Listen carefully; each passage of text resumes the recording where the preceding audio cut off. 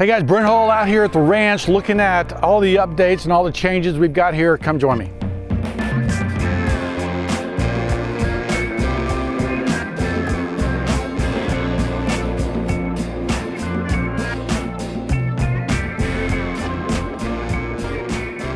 Okay, so we're out here at the ranch. I don't know, it's been a month or two since you've been here. We are starting to put insulation in there. It's going to look like a Rockwell commercial because we've got so much Rockwell on site. It's not. We are putting that into the house. Josh has done a great job of getting all the mechanicals in. You'll see a bunch of that.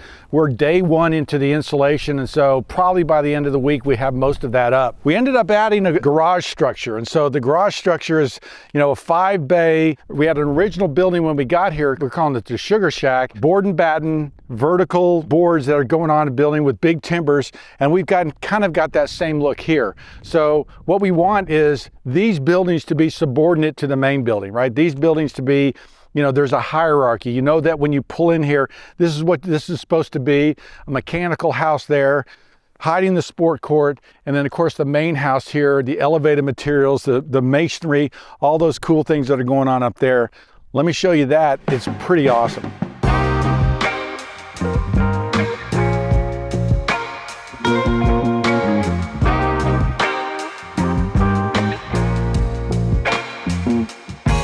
So you remember when I got out here, it was kind of a real modern structure. We had these thin poles that were holding the support of the porch, and we've kind of tried to infuse a little bit of narrative of a country rustic house into this thing. That's why we've got these antique timbers. That's why the stonework that's going on here. So you drive up to it and you think, Texas ranch house. You'll see even the railing that we've got going across there, how simple that is.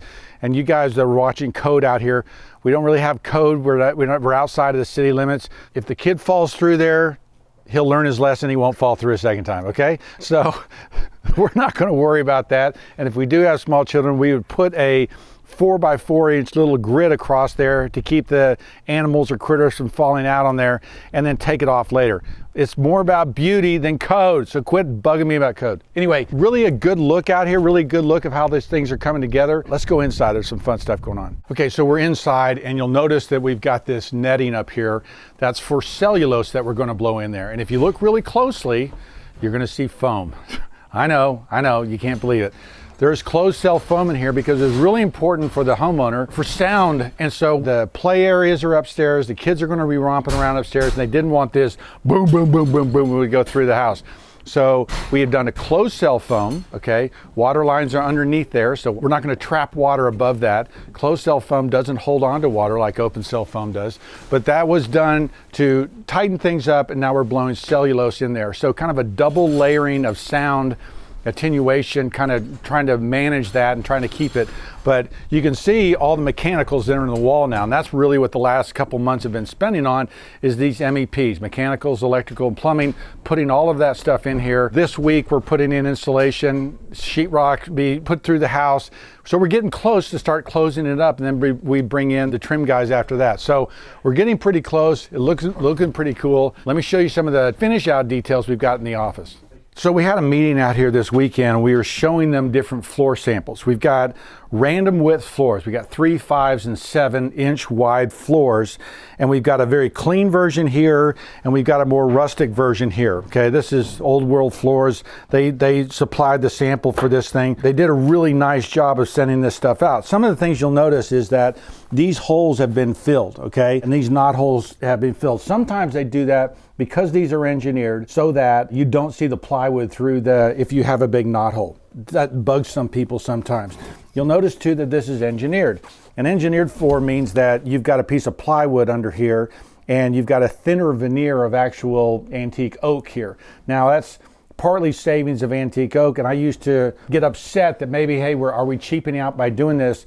We started using engineered floors because engineered floors, if they get wet, don't buckle and fall apart. And so they're a more stable floor. The floors don't open up. There's no warping that takes place with the wider plank. So we got an engineered, and they've gone with this one, okay? Now look at the other samples here. They've gone with this paneling. Remember, we went with an antique oak, taller paneling in that main room. So we've got wood paneling going around the outside. We've got this floor that's going to match it. And then let me show you these doors, because there is a board and batten door. And if you remember, a board and batten door is basically a door that has these boards going down this way, these vertical boards, okay? And then on the back, there's a very heavy door. There's these battens, okay? Now, what happened is that these battens were designed and meant to keep the door from warping, okay? So these doors, these battens are, you'll sometimes see there's strap hinges that go across here that would, the nails would come through here. But if this door is going to swing on strap hinges, that's where those hinges would go so that they would keep the door from warping and moving. Now, notice this other side, okay? When I was in London, I don't know if you remember when I went on that Lutyens trip, okay, to look at arts and crafts design at our houses, a number of the doors had this kind of wavy face. Maybe if I pull it down, you can see it better. But look how we've got this kind of sculpted face that goes to a middle point and then it comes across and goes the other way. So one, there's a very decorative motion to this board and batten door that this inspiration came from doors I saw in historic houses, 15th and 16th century Tudor and Jacobean doors from that era. So one of the ways to enliven and kind of bring joy to this job was to kind of give this thing. Now, they didn't like that, so we ended up going with the flat panels. But it's a really pretty door, and I think it's an excellent way to add kind of variety and beauty and stuff to a board and batten door, which can be a very simple door. Now, a board and batten door for this house is appropriate. It's a ranch house. This is a simple style door. This is one of the earliest style of doors before style and rail. A rustic door like this makes sense. By giving it this decorative face, you're playing with historic precedent, but you're also playing with kind of playfulness and fun. That's why that ended up that way. But you're seeing the different parts and pieces come together. So once the sheetrock goes in, the floors will go down. We'll be able to order that. The paneling has been made and maybe already finished. The doors are being made, all in an attempt to kind of pull this house together, and I think it looks awesome. All right, so now we're on this awesome porch. Remember, this was a very modern house. Those doors completely open and accordion into the walls, which is pretty cool. But look at that view, right? I mean, that's awesome. I mean, I can't imagine having cocktails out here, sitting out here, kids running around. We've got the fire pit complete, which is really great. Josh mocked up the fire pit spot and kind of how it would go. We worked on, you know, how comfortable it will be to sit down on here, you know, whether this kind of ledge works. It does. We had a meeting with the client this weekend and that works. So this is, you know, now you're down low, you're not blocking the view. You're going to be able to see some amazing things go on here. But then looking back, reminding where we are, what's going on, I want to take you downstairs because the stonework was really important and really important part of getting this house right. Come check it out. So look at the stonework here. We've got this kind of limestone coining, right? That coining is where the original stone would have been locking in the corner of the building. So you see a big piece going this way, another piece going this way, and this kind of locking in of this corner.